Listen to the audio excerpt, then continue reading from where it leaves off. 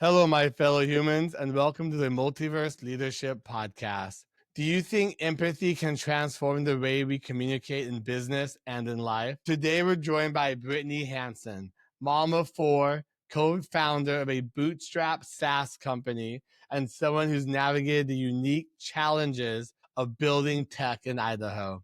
Brittany's journey is packed with lessons in resilience, communication, and leading with empathy. She's also fascinated by where sustainability meets luxury and loves unpacking how high-end brands shape the future.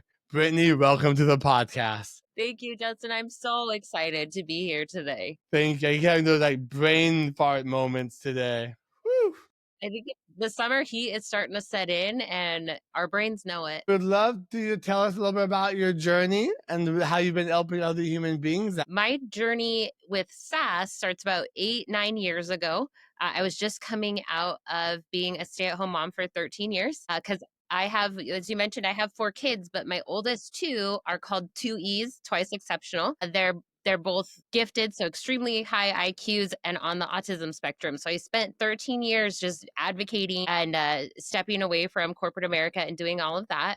But about 8 years ago, my co-founder and I were at, as of all places, a zoo, and we were watching this little 5-year-old, he couldn't have been more than 5-year-old boy, try and translate the signage and what the zookeepers were saying for his parents, who were native Spanish speakers and did not speak English. And watching this experience we were so sad. We were like, this is not the same experience we're having with our children. Certainly, there's got to be a better way. And kind of on a whim, we checked into it and realized there's really not a better way at the time. So we patented a platform to read the native language of a phone. And then when that language is detected, to deliver information in the native language of the phone. And with the belief that it is impossible for people to make the best decisions without the best information. And you can't have access to the best information if it's not in your language. And from there, we've branched out into marketing and tourism and all kinds of other places. But this started as a very cause-based thing, and that is still what's near and dear to our heart about getting the right information to the right people at the right time. Humanity is all about connections and information, and that is what we are dedicated to.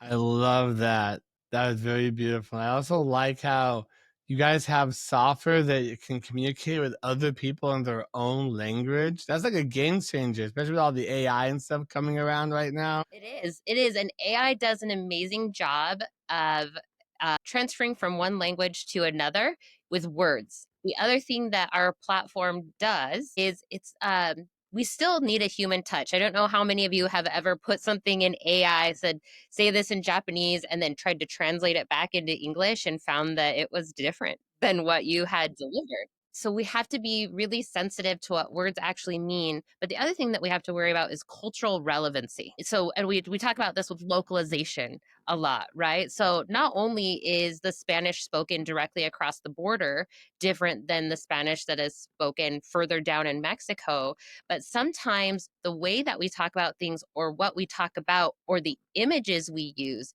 have to be different to fit a culture. For instance, if I'm marketing in Italy, I can't use the same images in the United Arab Emirates that I use in Italy. They're not acceptable there. So when our software detects this person speaks Arabic, we don't just change the words, we change to fit cultural context. That is amazing. I would never ever thought or imagined that, but it makes sense. I'm so used to everything in America, where it means this or it means that. It's black and white, but across the board, it's so different. I forget people see and hear things differently. Yeah, it's an exciting world. It's a beautiful place, but if we really want to understand each other, we have to go to that extra effort. We really do, because as human beings, we really forget that sometimes. Like I just said, we're stuck in our own little bubble of understanding and seeing things, but not realizing across the globe, everything is so different. People hear things differently, say them, think them, understand them so differently. And especially if you're on the autism spectrum, we understand things even differently. Absolutely. So really trying to cater to certain people. How the heck do you do that? Taking the time to understand culture. 2 weeks ago, I was in Japan for business meetings. And before I go, I take the time to understand. I mean, it's different over there. I like to gesture with my hands when I talk. That's not something you do over there. There's a specific place you sit in a business meeting. There's a specific way that you introduce yourself. And I do those things out of respect for culture and people. It's the world is a magical, beautiful place, but we do have to stretch and be open uh, to learning and growing as we traverse it more. I very well said. I agree with that. A lot of us kind of take that for granted sometimes. Like we forget that we have to kind of take the extra step to understand somebody more, understand what's going on in their world. And sometimes we're just too lazy to do that. And I guess that's where software kind of comes into place also. And I think most of humankind isn't lazy. We just get stuck in our own patterns. It's that remaining curious and think like, oh, that's interesting. Why do you see it that way? Tell me why you heard it that way or why you feel that way. It's that curiosity. And it's such an exciting thing when we can think of it that way. I like that. Very well said and put. We forget, like, I feel that a lot of us as Americans forgot, like, our creativity, forgot what questions to ask, how to ask them, how to, like we're talking about empathy and communicating with other people correctly. We just think sometimes our way is the highway and it works, but it doesn't work for everyone. Like, I'm interested to actually kind of get my hands on the software one day because I've actually heard of software coming out on phones where you can translate things pretty well. Well, this kind of goes that extra step and translates not just words but entire culture. That's pretty cool. Thank you. We're excited Yeah. about it. How long have you guys been on this journey with creating this software? About 8 years now.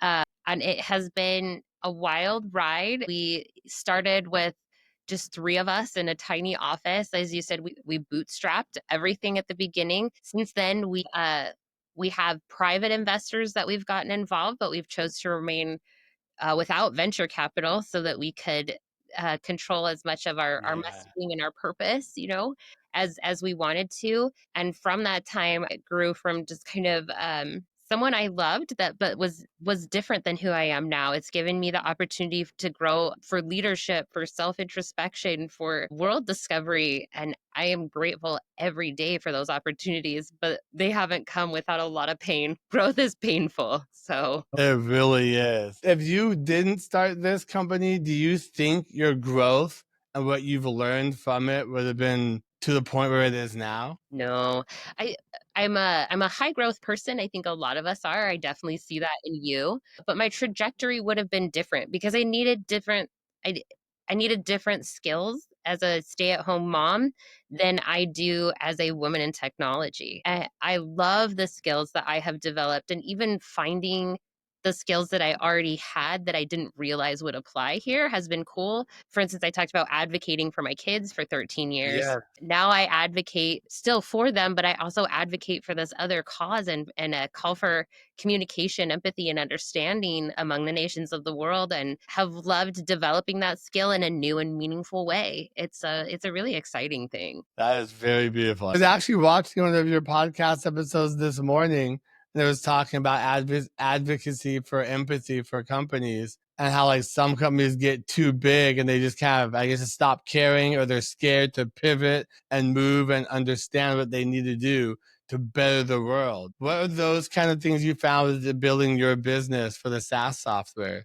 that you're actually helping other companies realize also? So I think the biggest thing is honestly like what we've been talking about, the idea that you have to have empathy for someone else to deliver your message, whether that's to your employees or to a new market across seas or whomever. You can't speak to someone in a meaningful way if you don't understand that person, if you connect on no levels. You can't understand them. And so as businesses get big, and it's not that money is not important, it is. We're running businesses. I'm not in denial that money is important. That said, people are resources inside of our companies. We have to deliver meaningful leadership, and the best leadership is created through empathy-based principles and learning and leadership.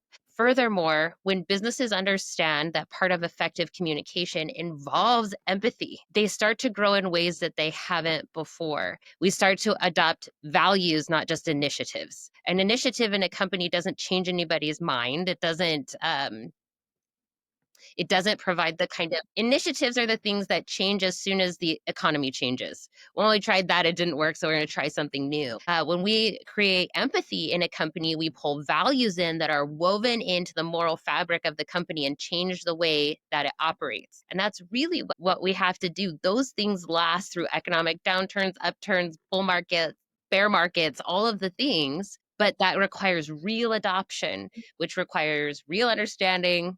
And always the base of that is empathy and communication. I love that. That requires those companies and those leaders just doing some real deep work also, which I always talk about, because like that comes back to just being a human being. If you're a human being to other human beings, that kind of to kind of stand to build that empathy and understanding and connecting with them on different levels, especially as leaders. I feel like we're required to do that, but we lack that. It's really unfortunate. Yeah, I think the most effective leaders don't lack it, but sometimes it can fall behind in importance as we start to think about deliverables and timelines. We think this other stuff is not as important. But like real leaders, people that we look up to, people who have enduring legacies after they leave one company, are the ones that know how to communicate, the ones that say, like, I care about you. I care about your strengths and your weaknesses and helping you become a better person.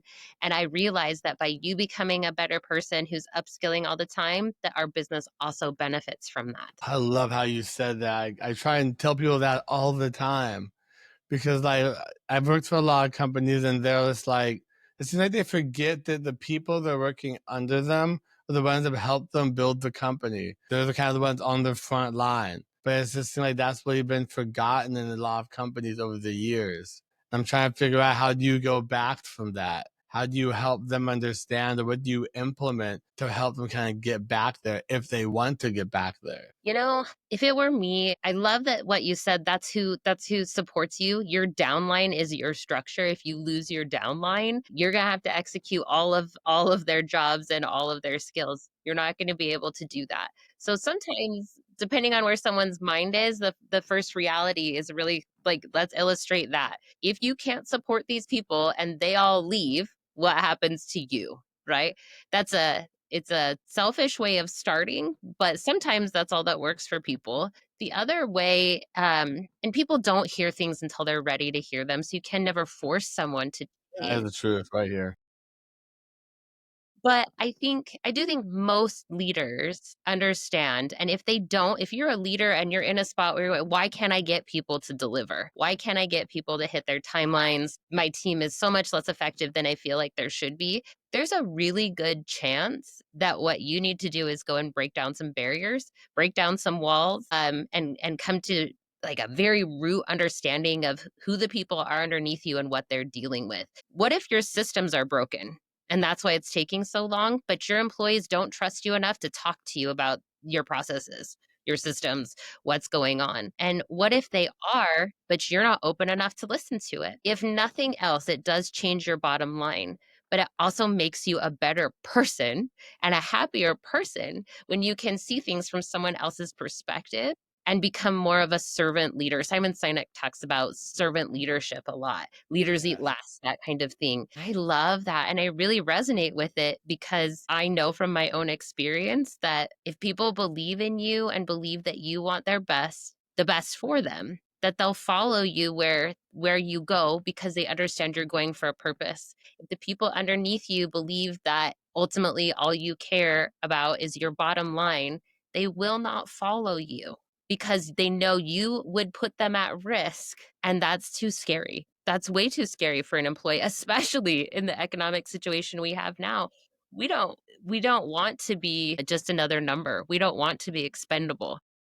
It's unfortunate that we are a lot of the time. It's really sad. It's true. And I think it just makes humankind all in all happier and better when we can see things from others' perspective and learn Yeah, to love. I agree. It's taught me a lot to realize that I wasn't getting the right functioning leadership from companies I've worked for. So I decided, I need to start my own company. I need to do this the right way. I need to be at the bottom of the pyramid, holding people up. And like you were saying, building their leadership up. So that's kind of like, it was good for me to understand that, But at the same time, that company is always going to be struggling unless they change something. I brought stuff up to companies before and they just kind of, yeah. Or they start ignoring you and they don't say anything back. And they just they start losing their best people too from those kind of mistakes. It's unfortunate. It is. I'm curious to know within your company, how are some ways you talk with your employees and kind of help lead them and guide them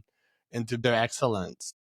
So I've been really, really blessed that most of the teams I have worked with have been creative teams. Some people will tell you managing creatives is the hardest thing you'll ever do. And there are challenges in managing creatives. That said, these are people who have amazing heart. And all you really have to be able to do is inspire them about what they're doing, because that's where creation comes from, is from inspiration. So some of the things I have enjoyed doing that I have seen help our team to grow, and some of them might surprise people. If they're very good at something and they love it, but it's not something that they can do all day, every day. Like, we have an incredible director who is skilled beyond belief behind the camera and video. And she can't do that all the time with us. She's amazing. So our thought was, please do a side hustle where you can do this too and develop creatively here, because to support her in that. And when we hear people in the community who are looking for her skills, we recommend her because she's amazing and that feeds her soul. She needs that in her life. When we work with graphic designers, we're always careful to listen to their opinions too about what happens, and ask for what they were thinking when something happened. You'd be surprised how much inspiration goes into color, how much inspiration goes into a straight line versus a curved line, right? All of that is there. Something else that we work really hard to do at our company is we're flexible about timelines. Some of our team comes in every single day. Some of our team never comes in. They're fully remote, even if they live in the valley where we live. And some of our team is hybrid. There are certain hours that we ask everyone to be in, but for the most part, we're very flexible because, let's face it, not everybody wants to be up and on their way into work at 8 a.m. You waste so much time doing that. Yeah. You can get more done. And some people are at their peak of creativity and thought at 10 p.m. Like, as long as you're getting things done that you need to get done, we're happy with your performance. It's great. So we also encourage our team to read lots of books. Sometimes we read books together as an entire team and almost have like a book club meeting where we're like, why was 10x is better than 2x amazing for you? What hit home for you? We also have, Reading ideas here. Hold on, keep going. This is some good. of my favorite things, though, are we have a fairly flat company. At any time, anyone can walk into my office and talk to me about something they're concerned about.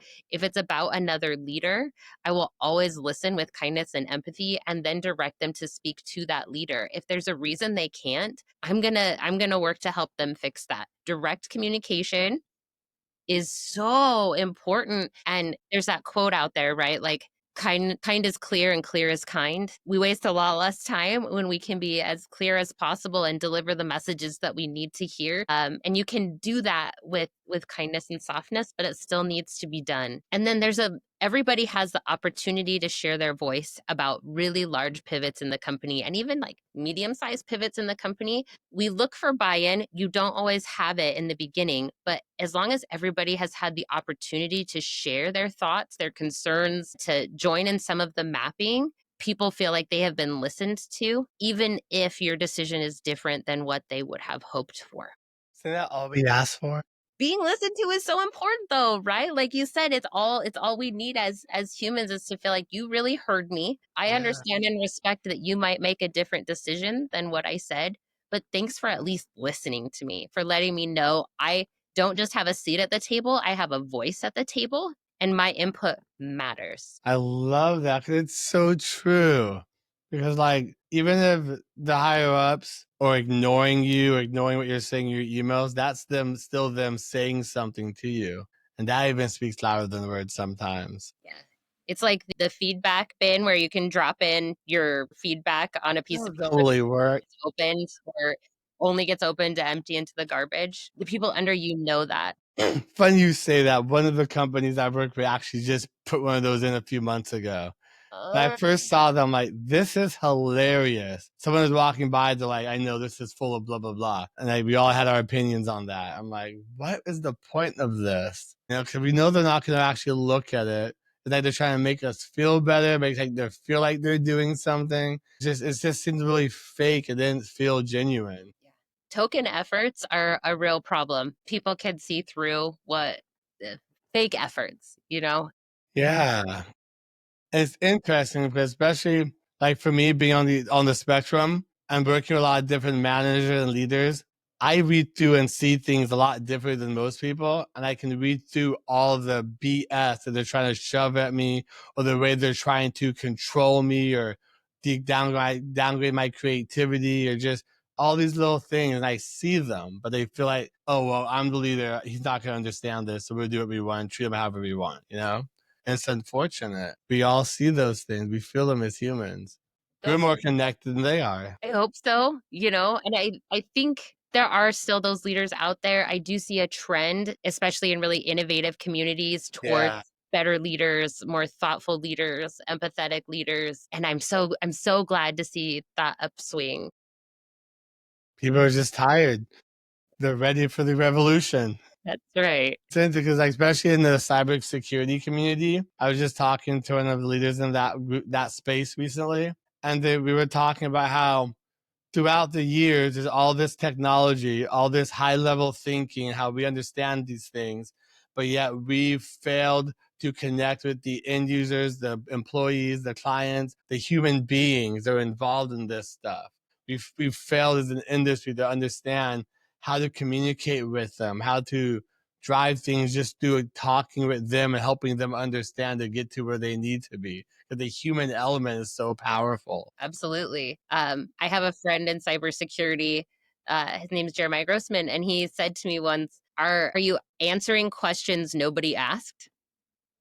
Are you in touch with your customer base enough to know how to answer these questions? Or are you creating answers for problems nobody has?" That's a real thing. And that's empathy based too. That's knowing people well enough to understand what hurts enough that they need an answer for it. Wow, I love how you just put that. That kind of resonated with me just now too. I find myself kind of doing that sometimes also, using that old way of doing things, realizing go to the customers, talk to the people. I know it's like me as a tech person, sometimes I'm like, I'm going to go hide behind the computer and just do my thing. But realizing I need to come out and actually communicate and talk more with people. So it's kind of like this balancing act sometimes. It can be hard and tough on some of us. It is. I'm naturally an introvert, so I completely understand what you're saying. It is hard, but that's what makes it especially cool. What you're doing, and especially inspiring. If something's really easy, have you ever watched somebody do something it's easy for them and they don't have to fight for it, they don't have to work for it? What's the story there? Like, I'm really good at the piano is different than I spent 7 years trying to master the piano. That's not my story. I have not mastered the piano, but that story is different, right? And there's different levels of inspiration there. I work hard for who I am in public. I work hard to communicate and create empathy. Is so much more meaningful. So I love what you're doing. I think it's inspiring that it's hard for you to do it. And you're like, that's why there's meaning there. And I'm going to do that. I love this space right now. Okay, for me, this comes naturally to kind of figure out how to create and do this and talk with people. Even though sometimes I'm gonna go lay on the couch and hide and cry, but can't do that all the time. No. Have to be out in front, have to be a human being. True. But there's nothing wrong with the occasional cry. It's good for you. Yeah, right. I'm not crying, you're crying. I've actually had some weird interactions where I guess between leaders and coaches where they're so out of touch with their humanity, they feel that what they're doing and how they're doing it must be followed to the T, or you're not doing it right, or they frown upon you, and they really don't treat you the way they should. But they're just so far disconnected. I've always wondered what. But I know there's so many things that can cause people to be disconnected from their humanity. So many different things. But it's just sad because even out in the world, we're so far from our humanity and we're disconnected. And I'm not sure how we got here. Maybe it's something over time, I'm sure, of different things stacked upon different things. But it's like having these conversations, just trying to get back to where we need to be as a society. And companies like yours doing it with empathy. I'm like, well, how else should we be doing this? This is amazing. Thank you. We're excited about what we're doing. You're right that as humanity as a whole has to kind of open back up. I think a lot of it, I mean, to me, a lot of it looks like fear. Fear will stop you from being curious because you have to I protect keep hearing yourself. that. So I mean to interrupt you, but I keep hearing that word fear. Yeah. I mean, and it's not that there's not reason to be afraid right now. We're seeing lots of things that are terrifying, and we have been for a lot of years now. But if you let fear run your life, you'll never be curious. You'll stay in places that are safe, which will kill your innovation. It will kill your creativity. You'll find that your world gets smaller and smaller, and all of a sudden it's empty and you're alone. So I would tell people if we're talking about how to fix humanity, there's a lot of different answers, but one thing is practice once a day, letting go of tiny fear and doing something brave. And the most brave thing you can do is love somebody else. Smile at someone who looks like they're having a bad day and it looks like they're going to throw you a nasty look. When you smile at them, let someone in traffic, assume that that person who behaved like a twit is just having a bad day instead of taking it personally. Those are all little acts of braveness we could take every day that It's make a hard sometimes. it's so hard. Really hard. Sometimes you want to react, but like you said, love is like more powerful than hate. It's very powerful and it's harder. Hating is easy. Reacting is easy, but I have a hard time with that sometimes myself. I think we all do. Then I feel bad for feeling the way I do, but not realizing I'm not giving myself the space to like feel that way. Like it's okay, you're human, you make mistakes. And like a good example of this is like how Steve Jobs, when he ran his company, he was amazing, creative, and innovator. But then you hear all the stories of the other side of that, where like he was yelling at people, he was just being irrational, inhumane. So it's just that line of understanding of where is that for you. It's tough. And look at his legacy. Like he made something amazing with Apple. It's Yeah. Apple is struggling to keep up with that level of innovation without him. Yeah. And all the books that are written about him are about what a jerk he was. Is Yeah. that the legacy you want to leave when you're no longer alive on this planet? Like, is that Like how I just remembered that, like you said, yeah. And it's like how it's almost like what ways or what things that you were saying earlier we can do like a little bit each day. But sometimes a lot of us get stuck in, well, if I do nothing, that's okay, right? I mean, we don't know how to let things go either. It's true. When we talk about nothing, that doesn't actually exist. There's no such thing as staying stationary. You're doing something, doing nothing. Something is nothing. Yeah, doing nothing actually makes a pretty clear statement. Right. It's kind of like the multiverse where everything is being pushed forward. You're never going backwards, but things are already happening. And there's so many multi dimensions to us as humans and leadership and everything in our lives. Some of us just think kind of one minded, unfortunately, not multi minded. I think that's the term I'm looking for. I think that's a great term. Multidimensional thinking is important. It really is. I mean, that's why I named this that, because when you have these conversations, everything is so multidimensional. Everything is so complex, but yet simple. But as human beings, we make things a little too complex for our own good instead of simplifying the things that need to be simple in our lives. So what are some things that you could, maybe a step or process that you could leave for our audience to let them understand and know how to build a company or maybe build within themselves these things so that they can get what they want out of their life also? A really easy thing, and everybody's going to laugh because it's a buzzword right now. If you're chatting with ChatGPT or some kind of AI regularly right now, ask it to provide you some insights. It picks up on your patterns very well, and it can tell you things about you that will shock you after only a few conversations. So figure out what your weaknesses are ask other people what your weaknesses are, and then actually devote yourself to fixing those. And just pick one. And if you need to, start small. That's okay. I'm not going to wake up tomorrow and be perfect, no matter how bad I wish that was the case. But pushing ourselves makes a big difference. For people who want to start down the road of entrepreneurialism, if you really feel called to do that, absolutely do it. That means you're ready to make a mark on the world. Know that it's not easy. It's not going to be easy. Most businesses fail. Good ideas die every single day. So this is about more than a good idea. It's about dedication, determination, and grit. And then it is about, I have a mentor, his name is Rich Steppe, and he said, think about if you're healing the sick or raising the dead. When you come up with your idea, proof it with other people, because again, if it's the question, or if it's the answer to the question nobody asked, it doesn't matter how good you think that idea is. So do your market research, know what you're doing, be flexible, and then start a business. Why not? But be smart about it. I feel like you're talking to me right now.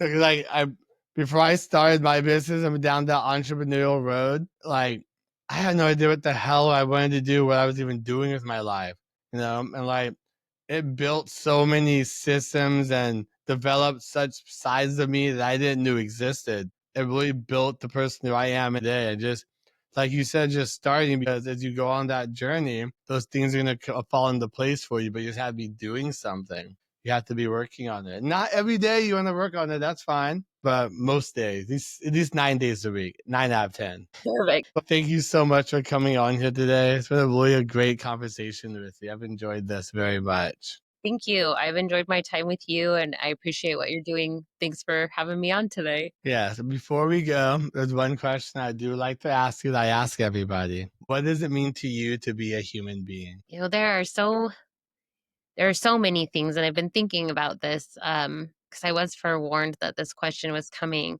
10 seconds on the clock. Go. What makes us human is really the ability to feel, because that's what gives us our human experience. And we refine and beautify the human experience by developing and using empathy to create a better life for others. Love that. That's very well said. There's that word again, empathy. I must add more of that to my vocabulary. It can be very hard to have empathy sometimes. We get too caught up in being human without thinking how to actually be human. That makes sense. Yeah. Yes, please. Well, thank you again, Brittany, so much. I really appreciate your time on here, and I'd love to have you back again. Anytime. Thank you again so much. Yes, very welcome. Bye.